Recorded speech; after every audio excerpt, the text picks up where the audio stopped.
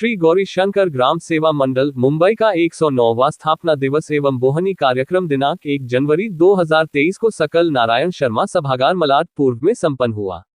कार्यक्रम की अध्यक्षता ट्रस्ट बोर्ड के चेयरमैन डॉक्टर शारदा प्रसाद की अनुपस्थिति में संस्था के उपाध्यक्ष कौशल कुमार तिवारी ने की। कार्यक्रम की शुरुआत संस्कृत के मंत्र उच्चारण से हुई। अतिथियों का परिचय संयुक्त मंत्री सुभाष चंद्र उपाध्याय ने दिया। शाल और पुष्प गुच्छ देकर उनका स्वागत किया। समारोह के मुख्य अतिथि पूर्व गृह राज्य मंत्री और भाजपा उपाध्यक्ष कृपाशंकर सिंह जी ने कहा, समाज के युवा लोगों को जोड़ने के लिए प्रयास करना चाहिए। जिन्होंने आज बोहनी किया है वह संस्था के लिए बड़े शुभ है। उनके पिता जगदीश मिश्र के सामाजिक कार्यों के योगदान का उल्लेख किया। इस वर्ष के बोहनीकर्ता श्री विनोद जगदीश मिश्रा जी ने 1,01,000 की राशि देकर बोहनी का कार्यक्रम संपन्न किया है।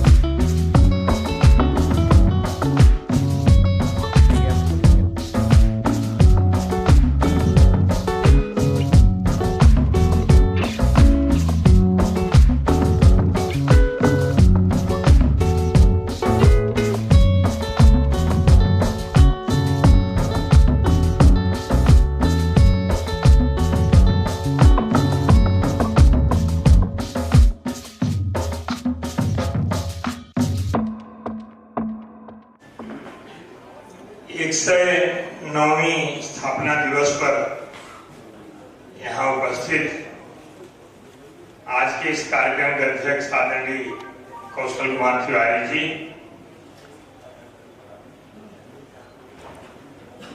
पंडित यज्ञनारायण दुबे जी,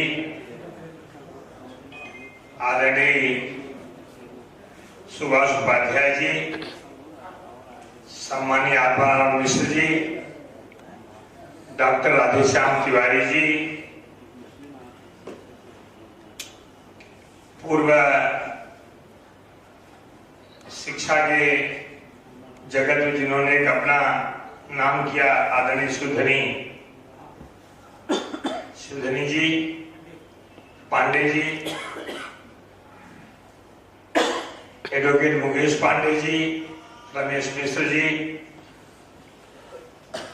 जिनके साथ ये कहने में मुझे लोगों को बताने की जरूरत नहीं पड़ी है, आदरणीय दिनेश उपाध्याय जी हम लोग साथ में पढ़े हैं, उनके कह देने से मुझे बताना नहीं पड़ता कि मैं भी थोड़ा बहुत पढ़ा लिखा हूं। आदरणीय दिनेश उपाध्याय जी, आदरणीय भाभी जी, क्योंकि राधेश्याम तिवारी जी जब संबोधन कर रहे थे उन्होंने रिश्ते की बात बताई। हमने देखा कि आदरणीय दिनेश उपाध्याय जी जब भी सामाजिक कार्यक्रम में जाते हैं वहां भाभी उनके साथ होती हैं। यही आपके भविष्य और आपके जो जहां भी क्षेत्र गए हैं आप सफल रहे हैं, इसका सब बड़ा रहस्य हो सकता है, जिसकी धर्मात्मा हर कदम के साथ चले। राम सेवक पांडे जी बैठे हैं, शेखर तिवारी जी बैठे हैं, आर उपाध्याय जी हैं, बोहनी करता हम सब लोगों के जो अग्रज थे आदरणीय स्वर्गीय जगदीश प्रसाद जी, उनके पुत्र विनोद जी बैठे हैं, संतोष जी, आनंद सिंह बैठे हैं, आनंद दुबे राष्ट्रीय प्रवक्ता शिवसेना के हैं, 14-15 हैं, हो सकता है कभी ये भी 14-15 अधिक हमारे पास आ जाए। संगठा प्रसाद जी, मैं आपको प्रणाम करता हूँ। इतने अस्वस्थ होने के बाद आप कार्यक्रम में हर बार आते हैं और अभी भी आए हैं, सचमुच मैं आपको प्रणाम करता हूँ। ऐसे यहाँ उपस्थित समाज के बहुत सारे ऐसे अग्रज लोग बैठे हुए हैं, बहुत सारी बातें हैं गौरी शंकर ग्राम सेवा मंडल के बारे में होती रही हैं। एक कार्यक्रम इन्होंने मुझे लगता है 8-9 वर्ष पहले गांव में भी किया था, वहां भी किए थे। लेकिन आदरणीय डॉक्टर राधेश्याम तिवारी जी को मैं लगातार 2-3 महीने से इनकी अस्वस्थता थी, मैं इनसे एक लगाव जो है, पारिवारिक लगाव, उससे हमेशा कहता हूं कि आप कार्यक्रम मत जाइए, ये मानते नहीं है। आपके परिवार को आपकी जरूरत है, हमारे समाज को आपकी जरूरत है। आप थोड़ा दिन बोहनी, तो जिस दिन श्री गौरी शंकर ग्राम सेवा मंडल में जरूरत पड़ेगी उसी दिन आप कर देंगे। आप कैसे कह दिए कि आदमी मंदिर गया, कहा हनुमान जी का पैसा दे तो लड़की किया है, हनुमान जी गया मेरे पास पैसा दे लड़की खा ले तो कहा परेशान। यहाँ एक और कहावत है कि घर में राम लक्ष्मण घर में भारत, जब चाहता बना कह लें। लेकिन इस संस्था को चलाने वाले, इस संस्था की शुरुआत करने वाले आपने पंडित शिवमूर्ति उपाध्याय जी का, उनके नाम का कुछ भी होना चाहिए, एक पुरस्कार होना चाहिए, जिससे आने वाली पीढ़ी को पता चले कि पंडित शिवमूर्ति उपाध्याय जी कौन थे। सारी बातें तय, जैसे भी आनंद दुबे जी ने कहा, ये बोहनी करता 3 वर्ष पहले के थे। इन्होंने कहा कि युवकों को जोड़ना चाहिए, जोड़ना चाहिए, फिर करेगा कौन? यहाँ बैठे मुकेश पांडे जी हो, चाहे आनंद दुबे जी हो, संतोष सिंह बैठे हैं, डॉक्टर विश्वासी पाठक जी बैठे हैं, ये आप लोग जवाबदारी नहीं बनती क्या? आज भी हम 54-58 से लेके 1100 रुपए तक रुके हुए हैं।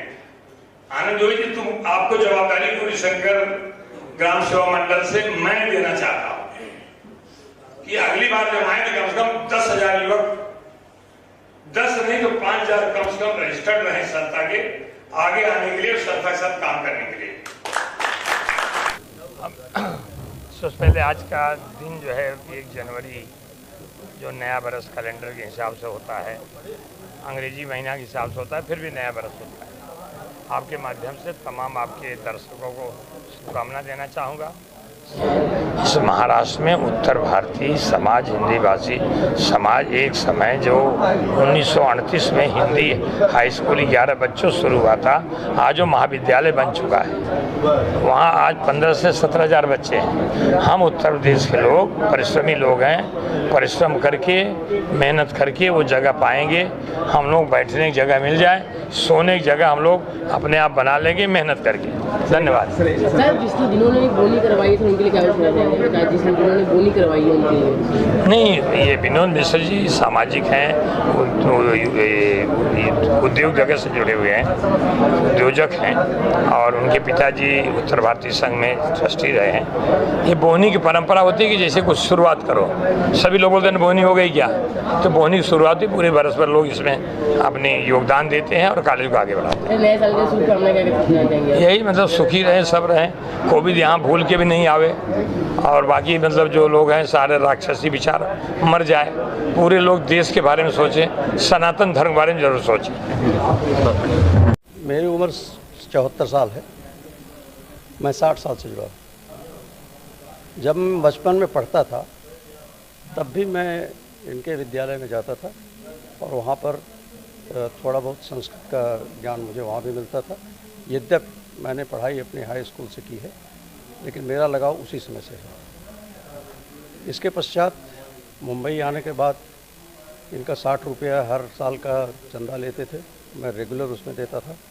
पहले इनके एक बुक निकला करती थी, उसमें सबका विवरण रहता था कि कौन कितना चंदा अभी तक दिया है, उसमें फ़ोटो के साथ हर एक आदमी का विवरण दिया जाता था। बेसिकली मैं कॉर्पोरेट हाउस से हूँ, हमने IIT से BTech किया हुआ है, और हमने मास्टर्स डिग्री लिया है मैनेजमेंट में। मैं अशोक लेलैंड में जनरल मैनेजर के पद पर नियुक्त था। उसके बाद मैं टोयोटा ग्रुप में भी उनके साथ जनरल मैनेजर के पद पर नियुक्त था रिटायरमेंट के बाद। लेकिन मेरा लगाव इस संस्था से बहुत पहले से है, क्योंकि मैं अपनी संस्कृति को बढ़ावा देने का प्रयास करता हूँ। हर जगह मैं प्रयास करता हूँ कि हमारी संस्कृति पनपे। आज माहौल बहुत अच्छा है, अपनी संस्कृति को बढ़ावा देने के लिए सबसे अच्छा माहौल इस समय है, और मैं चाहता हूँ कि ऐसी संस्थान को जितना योगदान दिया जा सके उतना देना चाहिए। हम इस संस्था में 103वीं संस्थापन दिवस था, उसमें मैं बोहनी करता था। और अभी हमारी श्रीमती जी अगली भुवनीकर्ता के रूप में इन्होंने अनाउंस किया हुआ है। तो आपको नहीं लगता कि ये संस्था जो है जौनपुर से आगे यूपी के और जिलों में जानी चाहिए? बढ़नी चाहिए। इसमें आज के युवाओं का योगदान बहुत आवश्यक है। और संस्कृत भाषा का जो प्रचार प्रसार है वो और ज़्यादा तो होना चाहिए।